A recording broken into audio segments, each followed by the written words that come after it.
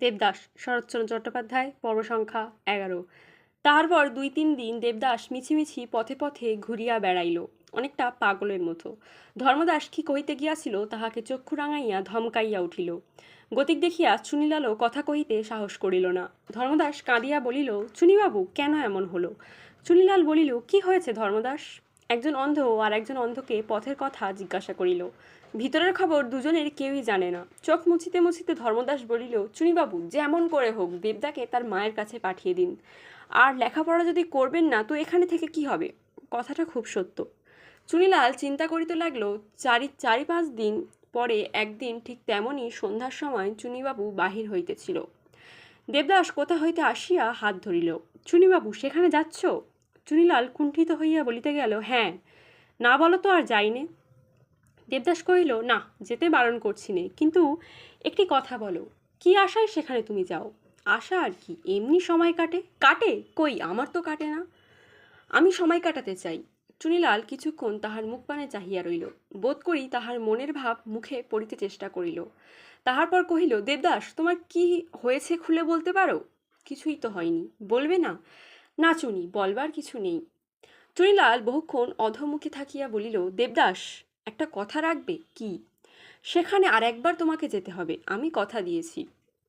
সেখানে সেদিন গিয়েছিলাম, সেইখানে তো? হ্যাঁ। ছি, আমার ভালো লাগে না। যাতে ভালো লাগে আমি করে দেব। দেবদাস অন্যমনস্কের মতো কিছুক্ষণ চুপ করিয়া থাকিয়া বলিল, আচ্ছা, চলো যাই। অবনতির 100 পা নিচে নামাইয়া দিয়া চুনিলাল কোথায় সরিয়া গিয়াছে। একা দেবদাস চন্দ্রমুখীর ঘরে নিচে বসিয়া মদ খাইতেছে। অদূরে বসিয়া চন্দ্রমুখী বিষণ্ণ মুখে চাহিয়া চাহিয়া সভয়ে বলিয়া উঠিল, দেবদাস, আর খেও না। দেবদাস মদের গ্লাস নিচে রাখিয়া ভ্রুকুটি করিল, কেন? অল্পদিন মদ ধরেছ, অত সইতে পারবে না। সহ্য করব বলে মদ খাইনি, এখানে থাকবো বলে শুধু মদ খাই। একথা চন্দ্রমুখী অনেকবার শুনিয়াছে। একবার তার মনে হয় দেয়ালে মাথা ঠুকিয়া সে রক্তগঙ্গা হইয়া মরে। দেবদাসকে সে ভালোবাসিয়াছে। দেবদাস মদের গ্লাস ছুঁড়িয়া ফেলিল। কৌচের পায়া লাগিয়া সেটা চূর্ণ হইয়া গেল। তখন আর হইয়া বালিশে হেলান দিয়া জড়াইয়া জড়াইয়া কহিল, আর উঠে যাবার ক্ষমতা নেই, তাই এখানে বসে থাকি, জ্ঞান থাকে না, তাই তোমার মুখপানে চেয়ে কথা কই। কন্দর, তবু অজ্ঞান হইনি, তবু একটু জ্ঞান থাকে, তোমাকে ছুতে পারিনি, আমার বড় ঘৃণা হয়। চন্দ্রমুখী চক্ষু মুছিয়া ধীরে ধীরে কহিতে লাগলো, দেবদাস, কত লোকে এখানে আসে, তাহারা কখনো মদ স্পর্শও করে না। দেবদাসের চক্ষু বিস্ফারিত করিয়া উঠিয়া বসিল। টলিয়া টলিয়া ইতস্তত হস্ত নিক্ষেপ করিয়া বলিল, স্পর্শ করে না? আমার বন্দুক থাকলে তাদের গুলি করতাম, তারা যে আমার চেয়েও পাপিষ্ঠ। চন্দ্রমুখী কিছুক্ষণ থামিয়া কি যেন ভাবিতে লাগিল। তাহার পর আবার কহিল, যদি কখনো মদ ছাড়ি, যদিও ছাড়ব না, তাহলে আর কখনো তো এখানে আসবো না। আমার উপায় আছে, কিন্তু তাদের কি হবে? একটুখানি থামিয়া বলিতে লাগিল, বড় দুঃখে মদ ধরেছি, আমাদের বিপদের দুঃখের বন্ধু, আর তোমাকে ছাড়তে পারিনি। দেবদাস বালিশের ওপর মুখ রগড়াইতে লাগিল। চন্দ্রমুখী তাড়াতাড়ি কাছে আসিয়া মুখ তুলিয়া ধরিল। দেবদাস ভ্রুকুটি করিল, ছি, ছুঁয়ো না, এখনো আমার জ্ঞান আছে। চন্দ্রমুখী, তুমি তো জানো, আমি শুধু জানি আমি কত যে তোমার ঘৃণা করি, চিরকাল ঘৃণা করব। তবু আসবো, তবু বসবো, তবু কথা কব, না হলে যে উপায় নেই। তা কি তোমরা কেউ বুঝবে? হা হা, লোকে পাপ কাজ করে আঁধারে, আর আমি এখানে মাতাল হই। এমন উপযুক্ত স্থান জগতে কি আর আছে? আর তোমরা? দেবদাস দৃষ্টি সংযত করিয়া কিছুক্ষণ তাহার বিষণ্ণ মুখের পানে চাহিয়া থাকিয়া বলিল, আহা, সহিষ্ণুতার প্রতিমূর্তি! লাঞ্ছনা, গঞ্জনা, অপমান, অত্যাচার, উপদ্রব স্ত্রীলোকে যে কত সইতে পারে, তোমরাই তার দৃষ্টান্ত। তাহার পর চিত হইয়া শুইয়া পড়িয়া চুপি চুপি কহিতে লাগিল, চন্দ্রমুখী বলে সে আমাকে ভালোবাসে, আমি তা চাইনে। লোকে থিয়েটার করে, মুখে চুনকালি মাখে, চোর হয়, ভিক্ষে করে, রাজা হয়, রানী হয়, ভালোবাসে, কত ভালোবাসার কথা বলে, কত কাঁদে, ঠিক যেন সব সত্য। চন্দ্রমুখী আমার থিয়েটার করে, আমি দেখি, কিন্তু তাকে যে মনে পড়ে, একদণ্ড কি যেন সব হয়ে গেল, কোথায় যে চলে গেল, আর কোন পথে আমি চলে এলাম। এখন একটা সমস্ত জীবনব্যাপী মস্ত অভিনয় আরম্ভ হয়েছে, একটা ঘোর মাতাল, আর এই একটা হোক, তাই হোক, মন্দ কি? আশা নেই, ভরসা নেই, সুখও নেই, সাধও নেই, বাহ, বহুত আচ্ছা। তাহার পর দেবদাস পাশ ফিরিয়া বিড়বিড় করিয়া কি বলিতে লাগিল। চন্দ্রমুখী তাহা বুঝিতে পারিল না। অল্পক্ষণেই দেবদাস ঘুমাইয়া পড়িল। চন্দ্রমুখী তখন কাছে আসিয়া বসিল। অঞ্চল ভিজাইয়া মুখ মুছাইয়া দিয়া সিক্ত বালিশ বদলাইয়া দিল। একটা পাখা লইয়া কিছুক্ষণ বাতাস করিয়া বহুক্ষণ অধবদনে বসিয়া রহিল। রাত্রি তখন প্রায় 1টা। দীপ নিভাইয়া দ্বার রুদ্ধ করিয়া অন্য কক্ষে চলিয়া গেল। দুই ভাই দ্বিজদাস ও দেবদাস এবং গ্রামের অনেকেই জমিদার নারায়ণ মুখুজ্জের সৎকার করিয়া বাড়ি ফিরিয়া আসিল। দ্বিজদাস চিৎকার করিয়া কাঁদিয়া পাগলের মতো হইয়াছে। পাড়ার 5জন তাহাকে ধরিয়া রাখিতে পারিতেছে না। আর দেবদাস শান্তভাবে একটা খামের পার্শ্বে বসিয়া আছে। মুখে শব্দ নাই, চোখে এক ফোঁটা জল নাই। কেহ তাহাকে ধরিতেছে না, কেহ সান্ত্বনা দিবার প্রয়াস করিতেছে না। মধুসূদন ঘোষ নিকটে গিয়া একবার বলিতে গিয়েছিল, তা বাবা কপালে। দেবদাস হাত দিয়া দ্বিজদাসের দিকটা দেখাইয়া বলিল, ওখানে। ঘোষ মহাশয় অপ্রতিভ হইয়া, হ্যাঁ তা উনি কত বড় শোক ইত্যাদি বলিতে বলিতে চলিয়া গেলেন। আর কেহ নিকটে আসিল না। দ্বিপ্রহর অতীত হইলে দেবদাস অর্ধমূর্ছিত জননীর পদপ্রান্তে গিয়া উপবেশন করিল। সেখানে অনেকগুলো স্ত্রীলোক তাহাকে ঘিরিয়া বসিয়া আছে। পার্বতীর পিতামহীও উপস্থিত ছিলেন। ভাঙা গলায় সদ্য বিধবা শোকার্ত জননীকে সম্বোধন করিয়া কহিলেন, বৌমা, চেয়ে দেখো মা, চেয়ে দেখো না, দেবদাস এসেছে। দেবদাস ডাকিল, মা। তিনি একবার মাত্র চাহিয়া বলিলেন, বাবা। তারপর নিমিলিত চোখের কোণ হইতে অজস্র অশ্রু বাহিতে লাগিল। স্ত্রীলোকের দল কলস্বরে রৈরাই করিয়া কাঁদিয়া উঠিল। দেবদাস জননীর চরণে কিছুক্ষণ মুখ ঢাকিয়া রহিল। তারপর ধীরে ধীরে উঠিয়া গেল। গেল মৃত প্রিয়া পিতার শয়নকক্ষে। চোখে জল নাই, গম্ভীর শান্ত মূর্তি। রক্তনেত্র ঊর্ধ্বে স্থাপিত করিয়া ভূমিতলে বসিয়া পড়িল। যে কেহ সে মূর্তি দেখিতে পাইলে বোধ করি ভীত হইত। কপালে দুই পার্শ্বে উভয় শিরা স্ফীত হইয়া রহিয়াছে। বড় বড় রুক্ষ কেশ ফুলিয়া উঠিয়াছে। তপ্ত কাঞ্চনের বর্ণ কালিমাখা হইয়াছে। কলিকাতার জঘন্য অত্যাচারের পর এই দীর্ঘ রাত্রি জাগরণ, তাহার পর পিতার মৃত্যু। 1 বৎসর পূর্বে যে কেহ তাহাকে দেখিয়াছিল, এখন বোধহয় তাহাকে হঠাৎ সে চিনিতে পারিত না। কিছুক্ষণের পর পার্বতীর জননী সন্ধান করিয়া দ্বার ঠেলিয়া ভিতরে আসিলেন। দেবদাস, কেন খুড়িমা? এমন করে তো চলবে না বাবা। দেবদাস তাহার মুখপানে চাহিয়া কহিল, কি করেছি খুড়িমা? খুড়িমা তাহা বুঝিলেন, কিন্তু উত্তর দিতে পারলেন না। দেবদাস মাথাটা কোলের কাছে টানিয়া লইয়া বলিলেন, দেবদা। বাবা, কেন খুড়িমা? দেবদাস চরণ। বাবা। বুকের কাছে মুখ রাখিয়া দেবদাস এইবার 1 ফোঁটা অশ্রু বিসর্জন করিল। শোকার্ত পরিবারেও দিন কাটে। ক্রমে প্রভাত হইল। কান্নাকাটি অনেক কমিয়া আসিল। দ্বিজদাস একেবারে প্রকৃতিস্থ হইয়াছেন। তাহার জননীও উঠিয়া বসিয়াছেন। চোখ মুছিতে মুছিতে দিনের কাজ করিতেছেন। 2 দিন পরে দ্বিজদাস দেবদাসকে ডাকিয়া কহিলেন, দেবদাস, পিতার শ্রাদ্ধকার্যে কত ব্যয় করা উচিত? দেবদাস অগ্রজের মুখপানে চাহিয়া কহিল, যেমন উচিত বিবেচনা করেন। না ভাই, এখন শুধু আমার বিবেচনায় চলবে না। তুমি বড় হয়েছ, তোমার মত জানা আবশ্যক। দেবদাস জিজ্ঞাসা করিল, কত নগদ টাকা আছে? বাবার তহবিলে 1.5 লাখ টাকা জমা আছে। আমার বিবেচনায় 1000 টাকা খরচ করলেই যথেষ্ট হবে। কি বলো? আমি কত পাবো? দ্বিজদাস একটু ইতস্তত করিয়া বলিলেন, তা তুমিও অর্ধেক পাবে। 10,000 খরচ হলে তোমার 70,000 ও আমার 70,000 থাকবে। মা কি পাবেন? মা নগদ টাকা কি করবেন? তিনি বাড়ির গিন্নি। আমরা প্রতিপালন করব।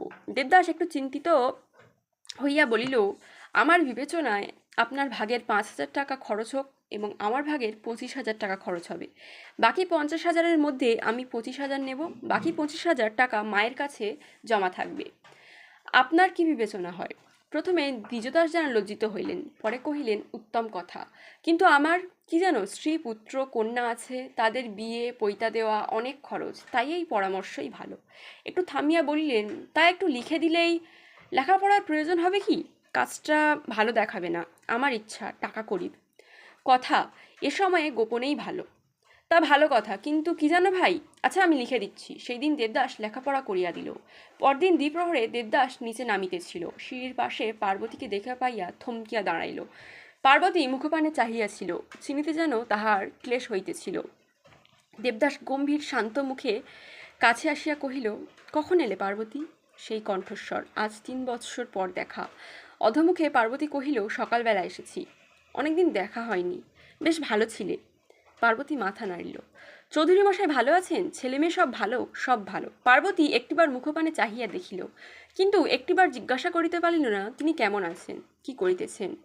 এখন যে কোনো প্রশ্নই খাটে না। দেবদাস কহিল, এখন কিছুদিন আছো তো? হ্যাঁ। তবে আর কি, বলিয়া দেবদাস বাহিরে চলিয়া গেল। শ্রাদ্ধ শেষ হইয়া গিয়াছে। সে কথা বলিতে গেলে অনেক লিখিতে হয়। তাই তাহাতে প্রয়োজন নাই। শ্রাদ্ধের পরদিন দেবদাস ধর্মদাসকে নিভৃতে ডাকিয়া তার হাতের একগোছা সোনার হার দিয়া কহিল, ধর্ম, তোমার মেয়েকে পড়তে দিও। ধর্মদাস মুখপানে চাহিয়া আর্দ্র চক্ষু আরও আর্দ্র করিয়া বলিল, আহা, তোমাকে কতদিন দেখিনি। সব ভালো খবর তো দিদি? সব ভালো। তোমার ছেলে মেয়ে ভালো আছে? তা আছে পারু। তুমি ভালো আছো?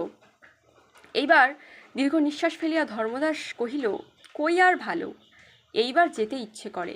কর্তা গেলেন। ধর্মদাস শোকের আবেগে কত কি হয়তো কহিত, কিন্তু তাহাতে পার্বতী বাঁধা দিল।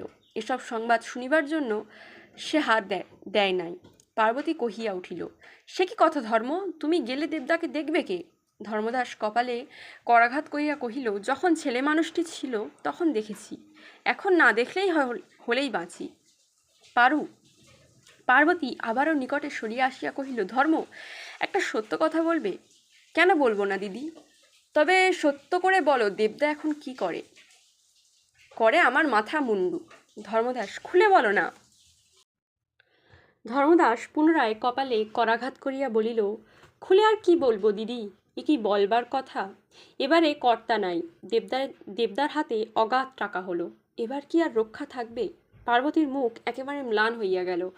সে আভাসে ইঙ্গিতে কিছু কিছু শুনিয়াছিল। শুষ্ক হইয়া কহিল, বলো কি ধর্মদাস? সে মনোরমার পত্রে যখন কতক শুনিয়াছিল, তখন বিশ্বাস করিতে পারেনি। ধর্মদাস মাথা নাড়িয়া কহিতে লাগিল, আহার নাই, নিদ্রা নাই, শুধু বোতল বোতল মদ। 3 দিন 4 দিন ধরে কোথায় পড়ে থাকে, ঠিকানা নাই। কত টাকা উড়িয়ে দিল। শুনতে পাই কত হাজার টাকার নাকি তাকে গয়না গড়িয়ে দিয়েছে। পার্বতীর আপাদমস্তক কাঁপিয়া উঠিল। ধর্মদাস, এসব সত্যি? ধর্মদাস নিজের মনে কহিতে লাগিল, তোর কথা হয়তো শুনতে পারে, একবার বারণ করে দে। কি শরীর, কি হয়ে গেল? এমন ধারা অত্যাচারে কটা দিন বা বাঁচবে? কাকেই বা কথা বলি মা? মা বাপ, ভাই, এদেরকে কথা বলা যায় না। ধর্মদাস শিরে পুনঃ পুনঃ করাঘাত করিয়া বলিয়া উঠিল, ইচ্ছে করে মাথা খুঁড়ে মরি পারু, আর বাঁচতে স্বাদ নেই। পার্বতী উঠিয়া গেল। নারায়ণবাবুর মৃত্যুর সংবাদ পাইয়া সে ছুটিয়া আসিয়াছিল। ভাবিয়াছিল এই বিপদের সময় দেবদাসের কাছে যাওয়া একবার উচিত, কিন্তু তাহার এত সাধের দেবদা এই হইয়াছে। কত কথাই যে মনে পড়িতে লাগিল, তাহার অবধি নাই। যত ধিক্ষা সে দেবদাসকে দিল, তাহার সহস্রগুণ আপনাকে দিল। সহস্রবার তাহার মনে হইল, সে থাকিলে কি এমন হইতে পারিত? আগেই সে নিজের পায়ে নিজের কুঠার মারিয়াছিল, কিন্তু সে কুঠার যখন তাহার মাথায় পড়িল, তাহার দেবদা এমন হইয়া চাইতেছে, এমন করিয়া নষ্ট হইতেছে, আর সে পরের সংসার ভালো করিবার জন্য বিব্রত। পরকে আপন ভাবিয়া সে নিত্য অন্ন বিতরণ করিতেছে, আর তাহার সর্বস্ব আজ অনাহারে মরিতেছে। পার্বতী প্রতিজ্ঞা করিল, আজ সে দেবদাসের পায়ে মাথা খুঁড়িয়া মরিবে। এখনো সন্ধ্যা হইতে কিছু বিলম্ব আছে। পার্বতী দেবদাসের ঘরে আসিয়া প্রবেশ করিল। দেবদাস শয্যায় বসিয়া হিসাব দেখিতেছিল। চাহিয়া দেখিল। পার্বতী ধীরে ধীরে কপাট বন্ধ করিয়া মেঝের উপর বসিল। দেবদাস মুখ তুলিয়া হাসিল। তাহার মুখ বিষণ্ণ কিন্তু শান্ত। হঠাৎ কৌতুক করিয়া কহিল, যদি অপবাদ দিই? পার্বতী সলজ্জ নীলোৎপল চক্ষু দুটি একবার তাহার পানে রাখিয়া পরক্ষণেই অবনত করিল। মুহূর্তে বুঝাইয়া দিল, একথা তাহার বুকের মাঝে চিরদিনের জন্য শেলের মতো বিধিয়া আছে। আর কেন? কত কথা বলিতে আসিয়াছিল, সব ভুলিয়া গেল। দেবদাসের কাছে সে কথা কহিতে পারে না। আর দেবদাস হাসিয়া উঠিল, কহিল, বুঝেছি রে, বুঝেছি, লজ্জা হচ্ছে না? তবুও পার্বতী কথা কহিতে পারিল না। দেবদাস কহিতে লাগিল, তাতে আর লজ্জা কি? দুজনে মিলেমিশিয়ে একটা ছেলেমানুষই করে ফেলে। এই দেখো দেখি, মাঝে থেকে কি গোলমাল হয়ে গেল। রাগ করে তুই যা ইচ্ছে তাই বললি, আমিও কপালে ওপর ওই দাগ দিয়ে দিলাম। কেমন হয়েছে? দেবদাসের কথার ভিতর শ্লেষ বা বিদ্রুপের লেশ মাত্র ছিল না। প্রসন্ন হাসি হাসি মুখে অতীতের দুঃখের কাহিনী।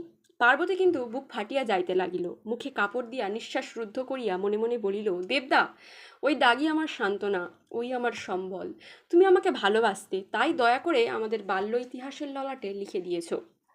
ও আমার লজ্জা নয়, কলঙ্ক নয়, আমার গৌরবের সামগ্রী। পারু। মুখ হইতে অঞ্চল না খুলিয়া পার্বতী কহিল, কি? তোর উপর আমার বড় রাগ হয়। এইবার দেবদাস কণ্ঠস্বর বিকৃত হইতে লাগিল। বাবা নাই, আজ আমার কি দুঃখের দিন। কিন্তু তুই থাকলে কি ভাবনা ছিল। বড় বউকে জানিস তো, দাদার স্বভাবও কিছু তোর কাছে লুকানো নেই। বল দেখি, মাকে নিয়ে আমি এ সময় কি করি? আর আমারই বা যে কি হবে, কিছুই তো বুঝিতে পাই না। তুই থাকলে নিশ্চিত হয়ে সব তোর হাতে ফেলে দিয়ে। ও কি রে পারু? পার্বতী ফুপাইয়া কাঁদিয়া উঠিল। দেবদাস কহিল, কাঁদছিস বুঝি? তবে আর বলা হলো না। পার্বতী চোখ মুছিতে মুছিতে বলিল, বলো। দেবদাস মুহূর্তে কণ্ঠস্বর পরিষ্কার করিয়া লইয়া কহিল, পারু, তুই নাকি খুব পাকা গিন্নি হয়েছিস রে। ভিতরে ভিতরে পার্বতী চাপিয়া অধর দংশন করিল, মনে মনে বলিল, ছাই গৃহিণী। শিমুল ফুল দেবসেবায় লাগে কি? দেবদাস হাসিয়া উঠিল, হাসিয়া কহিল, বড় হাসি পাই। ছিলি তুই এতটুকু, কত বড় হলি, বড় বাড়ি, বড় জমিদারি, বড় বড় ছেলে মেয়ে, আর চৌধুরী মশাই সবাই বড়। কিরে পারু? চৌধুরী মশাই পার্বতীর বড় আমোদের জিনিস, তাকে মনে হইলেই তাহার হাসি পাইত, এত কষ্টেও তাই তাহার হাসি আসিল। দেবদাস কৃত্রিম গাম্ভীর্যের সহিত কহিল, একটা উপকার করতে পারিস? পার্বতী মুখ তুলিয়া কহিল, কি? তোদের দেশে ভালো মেয়ে পাওয়া যাবে? পার্বতী ঢোক গিলিয়া কাশিয়া বলিল, ভালো মেয়ে কি করবে, পেলে বিয়ে করি, একবার সংসারী হতে স্বাদ হয়। পার্বতী ভালো মানুষটির মতো কহিল, খুব সুন্দরী তো? হ্যাঁ, তোর মতো। আর খুব ভালো মানুষ? না, খুব ভালো মানুষে কাজ নেই, বরং একটু দুষ্টু। তোর মতো আমার সঙ্গে যে ঝগড়া করতে পারবে।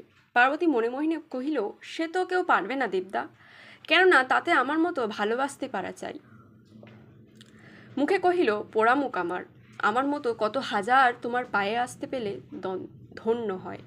দেবদাস কৌতুক করিয়া হাসিয়া বলিল, একটি আপাতত দিতে পারিস দিদি? দেবদাদা সত্যি বিয়ে করবে? এই যে বললাম।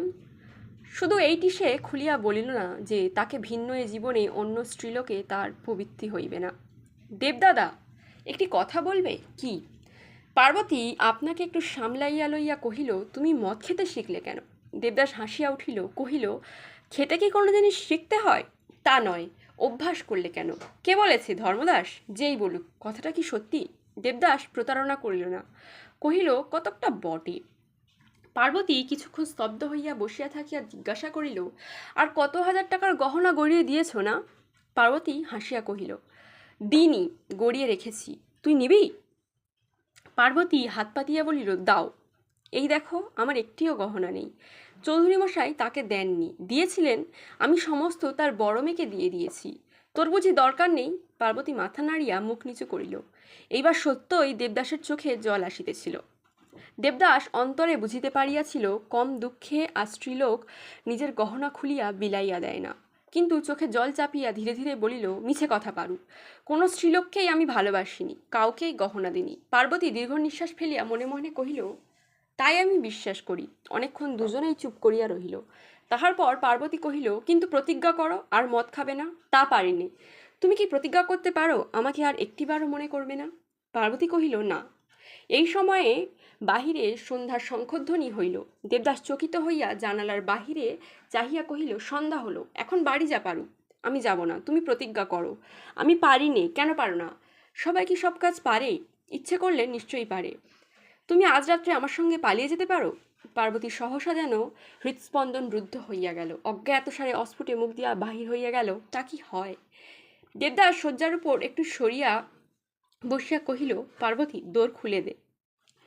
পার্বতী সরিয়া আসিয়া দ্বার পিঠ দিয়া ভালো করিয়া বসিয়া বলিল, প্রতিজ্ঞা করো।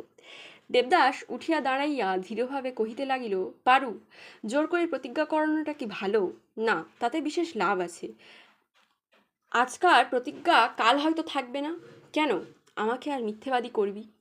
আবার বহুক্ষণ নিঃশব্দে অতিবাহিত হইল। এমনি সময় কোথায় যেন ঘরের ঘড়িতে টং টং করিয়া 9টা বাজিয়া গেল। দেবদাস ব্যস্ত হইয়া পড়িল, কহিল, ওরে পারু, দোর খুলে দে। পার্বতী কথা কহিল না।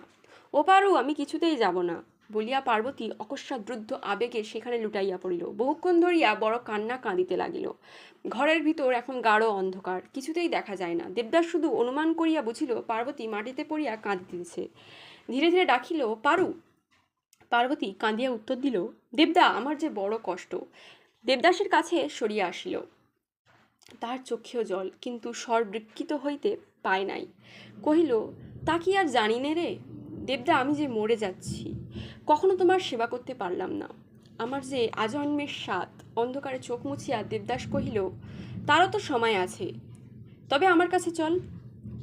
এখানে তোমাকে দেখবার যে কেউ নেই। তোর বাড়ি গেলে খুব যত্ন করবি। আমার ছেলেবেলার স্বাদ, স্বর্গের ঠাকুর, আমার এ স্বাদটি পূর্ণ করে দাও, তারপর মরি, তাতেও দুঃখ নেই। এবার দেবদাসের চোখেও জল আসিয়া পড়িল। পার্বতী পুনরায় কহিল, দেবদা, আমার বাড়ি চলো। দেবদাস চোখ মুছিয়া বলিল, আচ্ছা যাব। আমাকে ছুঁয়ে বলো যাবে।